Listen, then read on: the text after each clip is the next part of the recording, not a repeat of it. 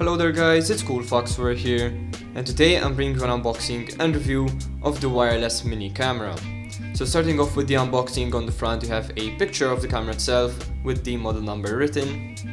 On the side all you have is the barcode, and on the back you have some specifications listed. Now this obviously works via a Wi-Fi connection. It can also take photos and obviously record video. It can also loop record, so it can overwrite older recordings. It also has night vision. It can record on a memory card as well.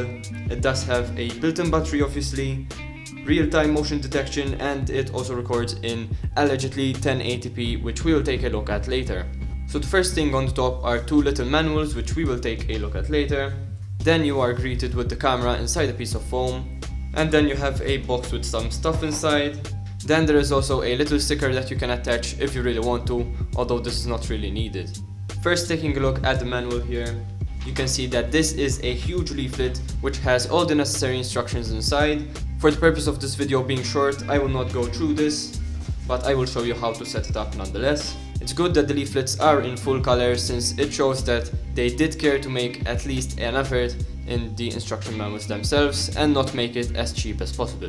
Inside the box you will find a few items in there, such as a type of SIM ejector tool probably used for the memory card, a 3M tape adhesive to mount it to a wall, a watch strap if you want to wear the camera itself, a pretty good looking charging cable here, which is obviously micro USB and not USB-C, since this item has been released a few years ago, and also another cable which is actually not standard, as you can see, as it is a lot longer than usual, and even compared to the other cable that we saw, it is a lot longer. So this one on the right is the standard micro USB, while this one on the left is not, and we will take a look at this later and see why this is not actually standard. And now taking a look at the camera itself, you can see that there is a piece of plastic to protect the front element, but overall it is built out of plastic, so nothing really fancy here, but at least the plastic itself is soft to the touch. So here is the charging port, and yes, we can see that it does take in a normal micro USB cable, the standard size, and not the other size. Apart from that, here you have a slot for the memory card, a reset button, an on-off button, and that is all that is included inside the box itself. To connect the camera to your phone, you first need to download this application, which is rated at 3.2 stars, which is not really that good, but if you want to use it with your phone, you will need to download this. Then you need to turn on the camera itself, go into the Wi-Fi settings and connect the camera through the Wi-Fi, and as you can see, it is right here. Once it is connected, you can then go inside the application itself, and as you can see, it will pop up automatically.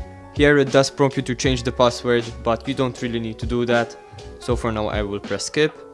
And as you can see, there is the live video feed. Now from here you can obviously change the quality of the video feed itself. You can change some other stuff from here and also from the top, but this does not mean that you can connect to this even when connected to the Wi-Fi of your home. So to do this, you will need to press on the settings icon, advanced config, Wi-Fi config, click the network that you want to connect with. In this case I will be using Kitchen AP, since that is the SSID of the Wi-Fi network closest to this camera.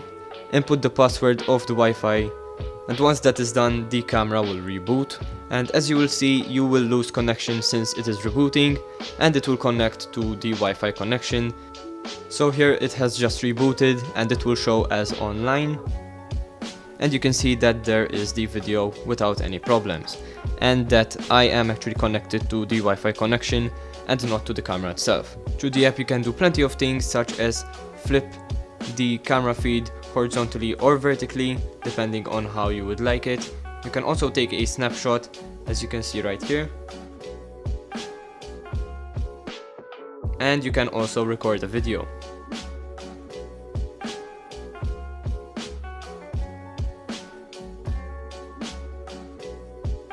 Then you can also use the microphone from the camera itself to hear it on your phone. So here is a little example. Hello, testing, testing. Obviously it's going to reverberate since it is right next to the phone, but if you want to talk from the phone to the camera, you cannot do that since this does not have a speaker. Apart from that, you can also change the brightness from the video feed itself. You can also change the shadows and the highlights, as you can see here.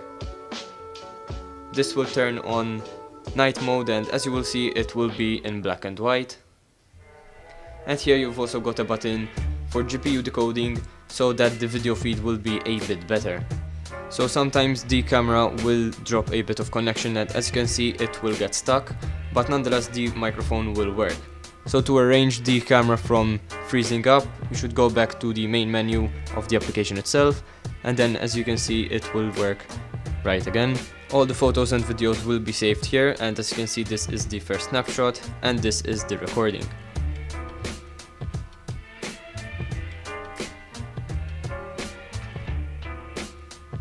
Okay, so for some reason, going into the settings of the camera itself and going into advanced config and alarm config, I have set the motion detection to its highest number, and it is still not giving me any push notifications or even recording or taking a snapshot on the app itself. So I'm pretty sure there is a bug in this case. Okay, so finally motion detection did actually work, and here as you can see, I will wave the camera in front of the wireless camera itself.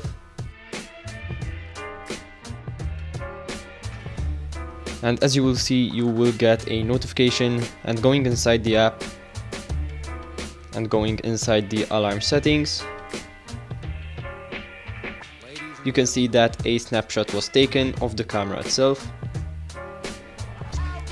which is pretty good, and I am glad that it is working, since a wireless camera's job is to have motion detection working and most of all record or at least take a snapshot of what is happening in front of it at all times. So it's good to see that it is capturing the snapshots, and it is also good to see that it is giving me push notifications on the phone itself. Apart from that, you can turn on infrared for night vision automatically by scheduling it at a certain start time and end time, or by doing it manually from the app itself. To do it manually, as I said before, you need to go onto the live feed and press on the little light bulb, and this will turn it into night vision mode. If you would like to insert a micro SD card into the camera itself, all that it will do is record on the micro SD card as well as on the app itself. So this will do multiple recordings on the micro SD card.